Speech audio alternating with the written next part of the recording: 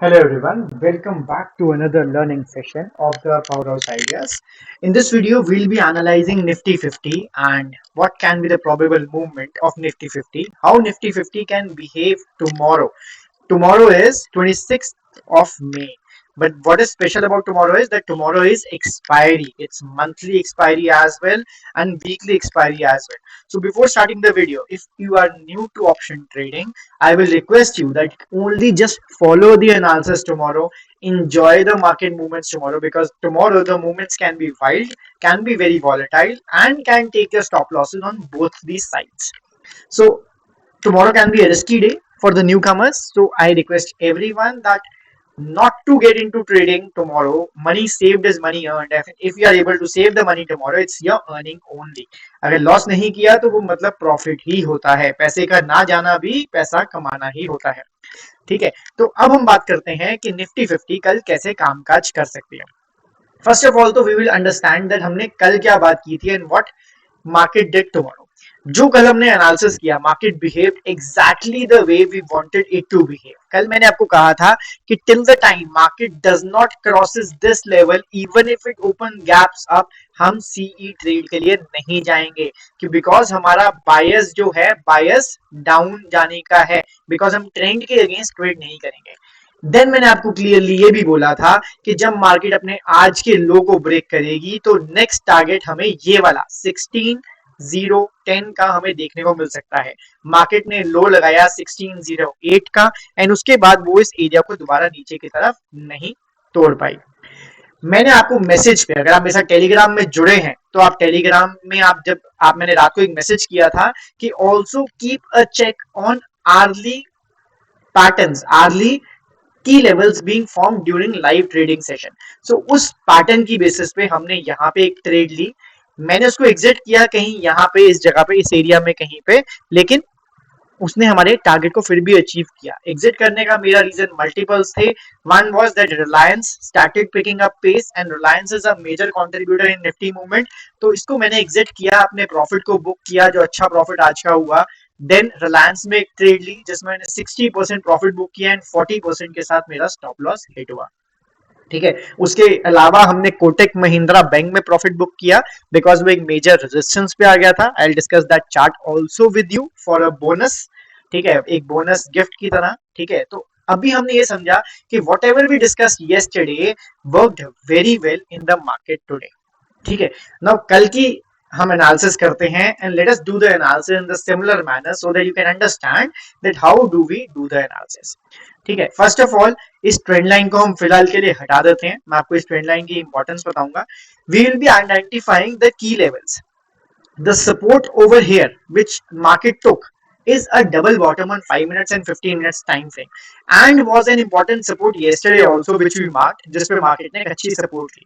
So this is support number 1 for us today for tomorrow analysis, and this area will be support number 2. This area is somewhere around, let me mark the area for you.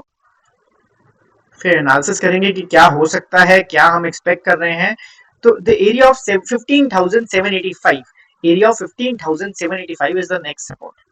On the top side, the support which we draw yesterday will work as a resistance due to the concept changing polarity, and this resistance which we identified yesterday still holds importance today.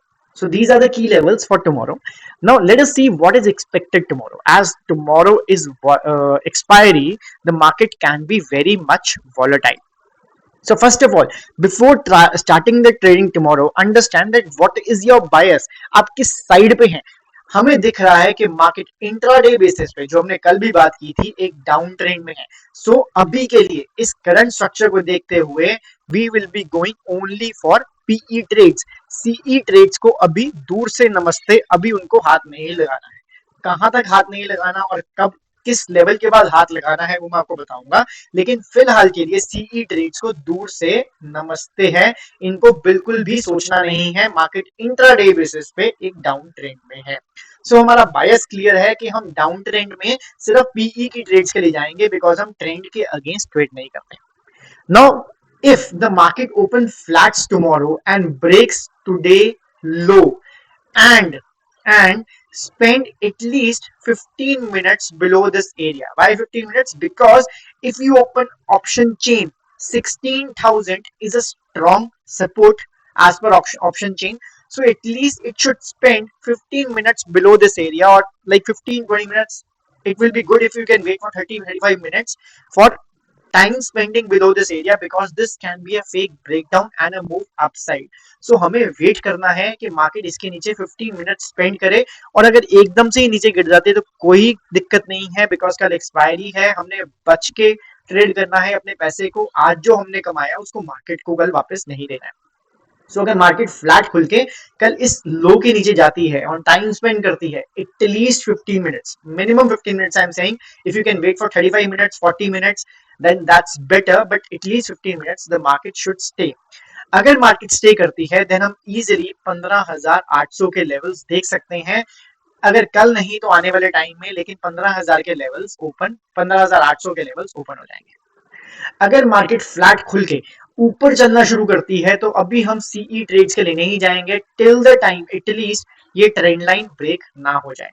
ठीक है, trend line break होने के साथ साथ हमें इस level को भी ऊपर की तरफ क्रॉस करना है, the level of 16,120, because this level was earlier working as a support and there are every chances that this level works as a resistance this time. ठीक है, तो ट्रेंड लाइन ब्रेकआउट एंड इस level के ऊपर at least 15 minute, 15 minute यहाँ पे क्यों wait करना है? Option chain is not that strong at this area, but जब हम ट्रेंड के अगेंस्ट जाते हैं तो एटलीस्ट थोड़े टाइम की हमें कंफर्मेशन चाहिए होती है, तो we will be waiting for 15 minutes time frame to spend above this area for going a CE trades. Targets हम लेवल टू लेवल रखेंगे, पहला टारगेट इस कैंडल के ऊपर होगा, इस हाई के ऊपर, एंड सेकंड टारगेट हमारा यहाँ पे, मतलब पहला टारगेट समवेयर अराउंड हमारा 16,200 का ही होगा, 70 to 80 पॉइंट्स का टारगेट ही रहेगा, बिकॉज मार्केट करंटली अभी एक डाउन ट्रेंड में है, और अगर हम काउंटर ट्रेड ले रहे हैं तो लेवल बाय लेवल छोटे छोटे टारगेट हमें बुक करते रहने। सो ये तो बात हुई मार्केट अगर फ्लैट खुलती है।